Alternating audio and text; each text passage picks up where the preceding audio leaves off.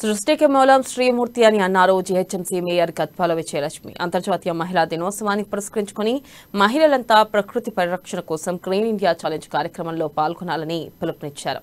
తన క్యాంప్ కార్యాలయంలో కార్పొరేటర్లతో కలిసి గ్రీన్ ఇండియా ఛాలెంజ్ పోస్టర్ను మేయర్ ఆవిష్కరించారు.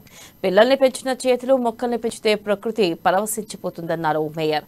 తమ పిల్లల్ని పెంచడంలో స్త్రీమూర్తిలో చూపించే ప్రేమ, జాగ్రత్త అద్భుతమని, అంతే ప్రేమతో మహిళా లోకం అంతర్జాతీయ మహిళా దినోత్సవం పురస్కరించుకుని గ్రీన్ ఇండియా ఛాలెంజ్ ప్రత్యేక కార్యక్రమంలో పాల్గొనాలని కోరారు.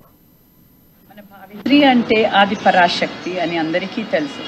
స్త్రీ తలుచుకుంటే ఏదైనా చేయగలదు, ఏదైనా సాధించగలదు.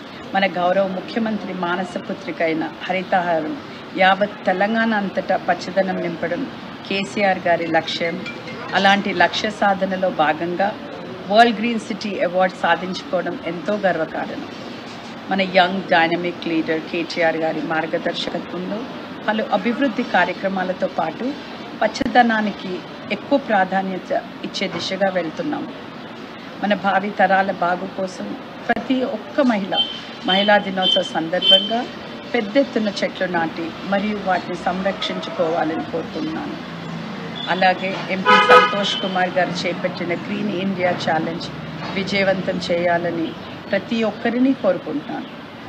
మరోసారి మహిళలందరికీ మహిళా దినోత్సవ శుభాకాంక్షలు.